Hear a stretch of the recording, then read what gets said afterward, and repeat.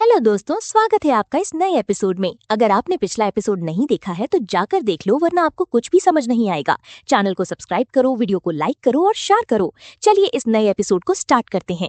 पिछले एपिसोड में हमने देखा कि कैसे एक भयानक सैंडस्टॉर्म के बीच हेवनली घोस्ट सेक्ट का एक और powerful early deity transformation stage का एल्डर लूया हमारे हानली को मिटाने के लिए रास्ता रोककर एक खतरनाक येलो एरे का जाल बिछा चुका था।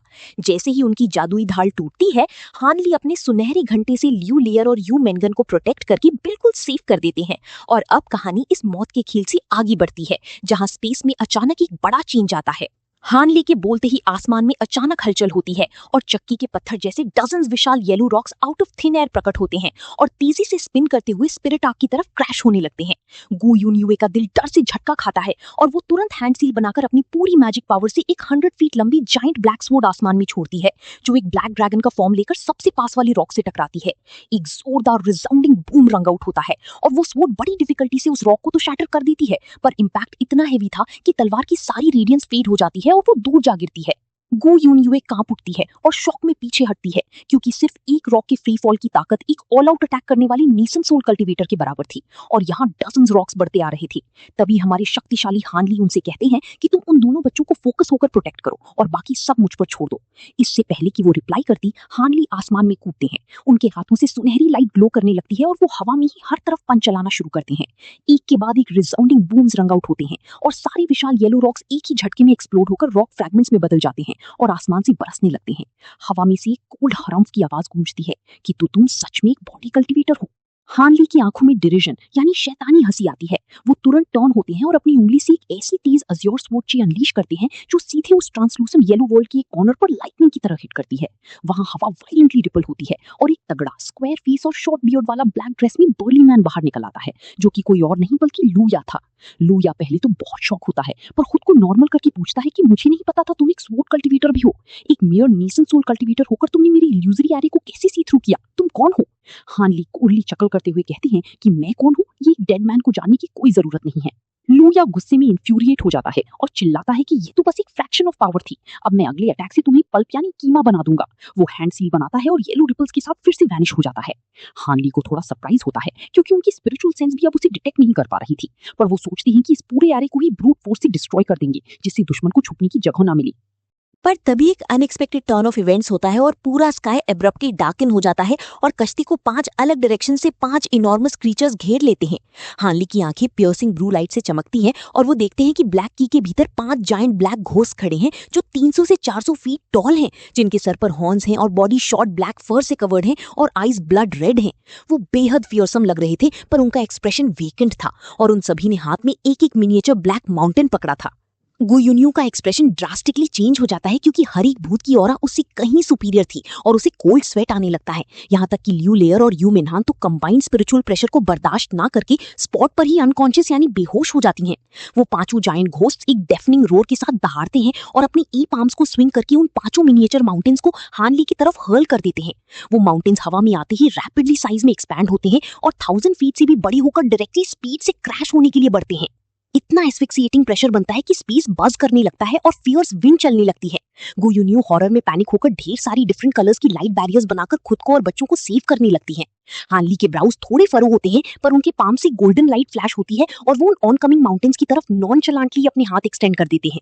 5 डेफनिंग बूम्स की स्ट्रिंग गूंजती है और इतनी पावरफुल शॉकवेव्स निकलती हैं कि वो येलो स्पेस वॉर्प होकर एक डल थम के साथ शैटर हो जाता है और रास्ता वापस नॉर्मल डेजर्ट में बदल जाता है।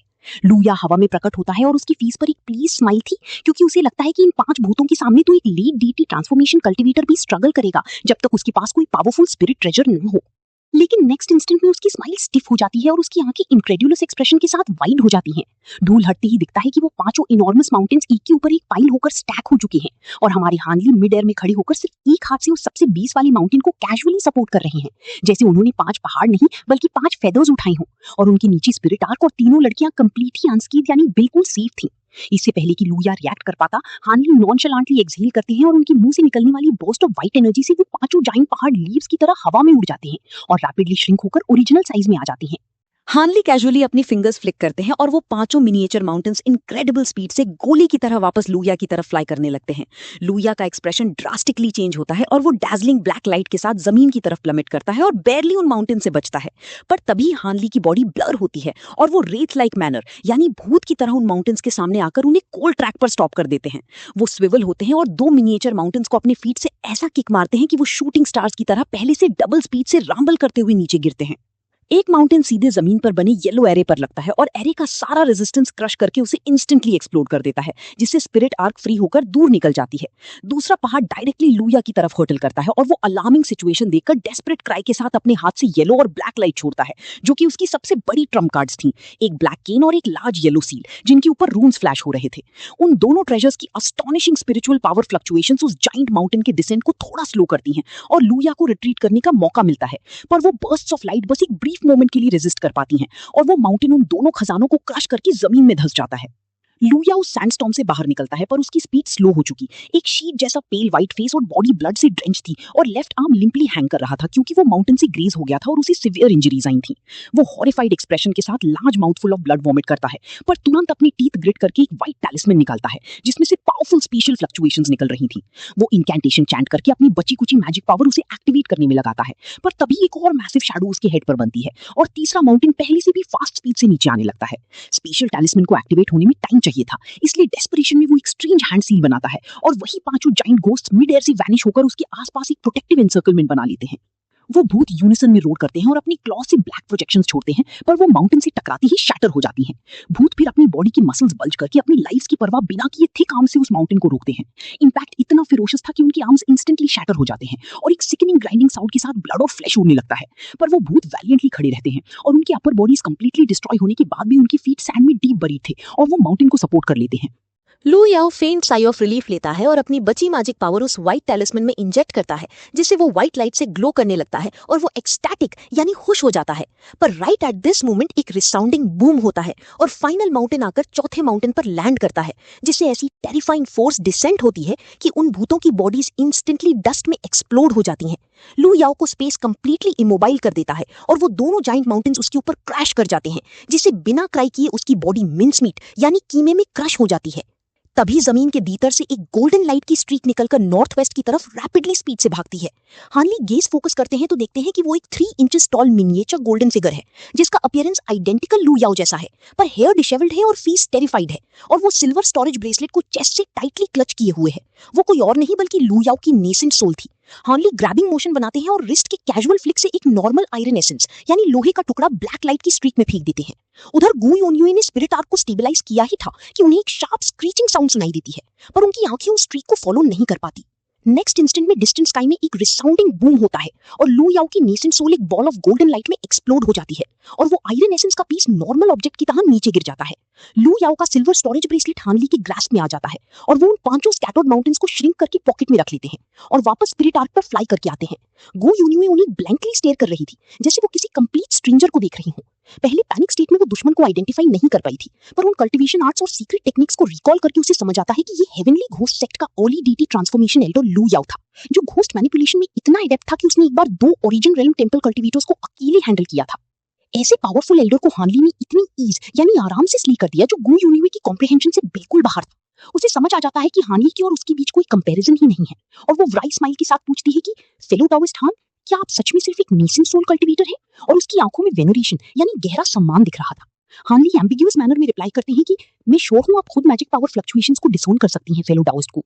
गू यूनियुई साई करके कहती हैं कि मैं मैजिक पावर तो देख सकती हूं, पर आपकी प्राउस इन बैटल तो नॉर्मल नेसेंट सोल से फार एक्सीड करती है। हमारी सेक्ट की डीटी ट्रांसफॉर्मेशन एल्डर्स भी किसी दूसरे डीटी ट्रांसफॉर्मेशन को इतनी इजीली स्ली नहीं कर सकते। हानली हेड शेक करते हैं और कहते हैं कि मेरा एडवांटेज बस ये है कि मेरा फिजिकल बॉडी बाकी सबसे थोड़ा ज्यादा पावरफुल है। मैं कोल्ड फ्लेम सेक्ट के एल्डो से खुद को कंपेयर नहीं कर सकता। और वो आगे कोई बात नहीं करती। वो अपना स्लीव स्वीप करके अज्योर स्पिरिचुअल लाइट से लियो लियर और यू मेनहान को होश में लाते हैं, जो डिसोरिएंटेड थी। लियो लियर सब फाउंडेशन एस्टैब्लिशमेंट कल्टीवेटर होने के नाते जल्दी से सब रिकॉल करती है और बोल्ट अपराइट बैठकर अलार्म्ड एक्सप्रेशन के साथ पूछती है कि ब्रदर रॉक आप? और हानली जेंटल वॉइस में कहती है कि डोंट वरी, सब फाइन है और हम कंटिन्यू ऑनवर्ड कर सकते हैं। अब दोस्तों कहानी शिफ्ट होती है कोल्ड फ्लेम सेक्ट के भीतर एक माउंटेन के कॉन्फ्रेंस हॉल में, जहां एक रगेड और कोर्स अपीयरेंस वाला बर्ली मैन एक स्कॉलरली रोब पहने मिडिल एज मैन से बात कर रहा था जो क्लीन शेवन था और एजूर रोब में एक एंशिएंट एजूर स्क्रोल होल्ड की रिफाइंड स्कॉलर लग रहा था। वो बर्ली मैन कहता है कि पीक मास्टर मार्शल नीसगू के मैसेज के अकॉर्डिंग वो हान सरनेम वाला विग्रेंट कल्टिवेटर कोई ऑर्डिनरी नेसेंट सोल नहीं है और किसने सोचा था वो ऐसे इंटरेस्टिंग कैरेक्टर से मिलेंगी। एजूर रोब मैन नॉट करके कहता है कि उसने फिजिकल बॉडी से अर्ली डेटी ट्रांसफॉर्मेशन कल्टिवेटर को किल किया है, इसका मतलब वो एक हाई ग्रेड बॉडी कल्टिवेटर है। बर्ली मैन चकल करके कहता है कि एनीवे हेवनली गोस्ट सेक्ट ने अपना एक एल्डर लूज किया, ये ग्रेट न्यूज है और मैं इस वेग्रेंट कल्टिवेटर में बहुत इंटरेस्टेड हूं। एजो रोबमैन फीन स्माइल के साथ कहता है कि इन दैट केस जब वो अराइव करे तो तुम खुद उन्हें पर्सन में ग्रीट करना और मैं श्योर हूं तुम्हें पता है क्या करना है। और बर्ली मैन यस बोलता है। सेम टाइम पर एक केव अबोर्ड में वही थिन एल्डरली मैन यानी एल्डो ची अपनी ओकरे रोब पहने सीट पर बैठा टी सिप कर रहा होता है और उसके सामने एक नैरो आइज वाला middle age man head lower किए खड़ा था। एल्डो ची म्यूजिंग करता है कि इतना टाइम हो गया है तो लूया को अपना काम एंड कर देना चाहिए। मिडिल एज मैन रिस्पेक्टफुली कहता है कि एल्डर लू के वॉच में कुछ रॉन्ग नहीं हो सकता और आप जैसे लॉफ्टी स्टेटस वाले ही उनसे ये फेवर रिक्वेस्ट कर सकते हैं। एल्डो ची फ्यूरियस वॉइस में टीकअप स्लैम करके चिल्लाता है कि मेरे सारे डिसेंडेंट्स में से हाउवर ही सबसे केपेबल था और वो प्रीमैच्योर डेथ मर गया, उस बास्टर्ड को तो 1000 टाइम्स मरना चाहिए। मिडिल एज मैन कंसोल करता है कि पेट्रिया का ब्राइट साइड देखिए, एक बार यू मेंग हान कैप्चर हो गई तो आप अपनी कल्टीवेशन आर्ट फुल मास्टरी से कंप्लीट कर लेंगे। एल्डोची का गुस्सा थोड़ा ईज होता है और वो कहता है कि हावर की डेथ में उसका भी थोड़ा पार्ट है, पर उसकी स्पेशल कॉन्स्टिट्यूशन की वजह से मैं उसे स्पेयर कर दूंगा। तभी उन्हें फुटस्टेप्स की साउंड आती है और एक यंग फीमेल सर्वेंट आकर बाउ करती है कि एल्डोची एल्डर मो आपसे मिलने आए हैं। इससे पहले कि खीसवान रिप्लाई करता, आउटसाइड से कोल्ड मेल वॉइस आती है कि आप इस टाइम पर भी केव में कंफर्टेबली टी सिप कर रहे हैं, आपका कंपोजर रिमार्केबल है एल्डोची। और वहां ब्लैक रोब और टॉल हैट पहने मोचेन एंटर करता है। खीसवान आईब्रो रेज करके सर्वेंट को भेजता है और पूछता है क्या बिजनेस है मोचेन। मोचेन आंसर देने की जगह क्वेश्चन पूछता है कि एल्डर लूया का सोल बैज अभी थोड़ी देर पहले क्रैक होकर चूरा हो गया, आपका इस पर क्या कहना है एल्डोची। खीसवान इंस्टेंटली फीट पर स्टैंड हो जाता है और स्टंड एक्सप्रेशन के साथ कहता है व्हाट डिड यू से। मोचेन कोल्डली कहता है कि उन्हें लास्ट देखने वालों ने बताया कि वो आपके रिक्वेस्ट पर किसी को इंटरसेप्ट करने गए थे और वहां उनकी डेथ हो गई, आपने उन्हें किसके पीछे भेजा था एल्डोची। कीसवान एब्सोल्युटली इनक्रेडुलस था और बोलता है इम्पॉसिबल, एक पेयर ऑफ नीसिन सोल कल्टिवेटर्स कैसे लूया के मैच हो सकते हैं।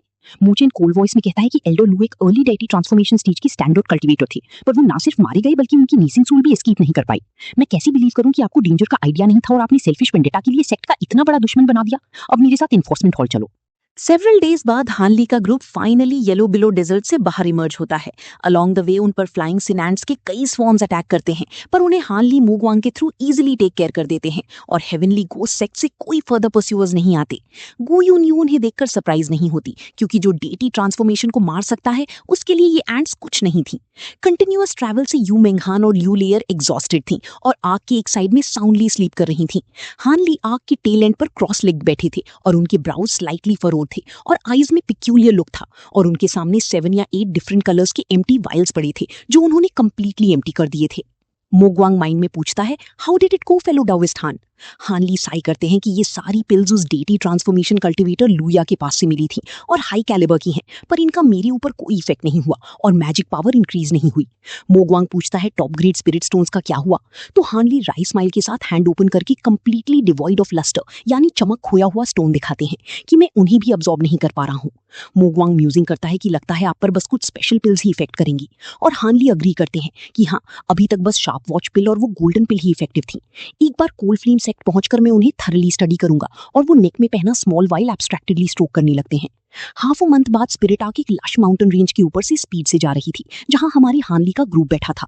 गु यून यू स्माइल के साथ इंट्रोड्यूस करती है कि ये स्पिरिट फ्लेम माउंटेन रेंज हमारे कोल्ड फ्लेम सेक्ट का एंट्रेंस है। हानली नॉट करके अप्रूवल देते हैं कि स्पिरिट वेन स्टेबल है और स्पिरिचुअल ची का अबंडेंस है, ये फैंटास्टिक प्लेस है। लियू लेयर और यू मेंगहान आग के एज से झांकती हैं, पर उन्हें कोई सेक्ट नहीं दिखता, तो लियू लेयर पूछती है कि ब्रदर रॉक मुझे ची तो फील हो रही है पर कोई सेक्ट नहीं दिख रहा। हानली स्माइल के साथ समझाते हैं कि सारी मेजर सेक्ट्स पावरफुल एरीज से कंसील्ड होते हैं और हम अभी एरी के आउटसाइड हैं, जो इक्विवेलेंट है एक सिटी की वॉल के बाहर खड़े होने के, इसीलिए हम इनसाइड का नहीं देख सकते।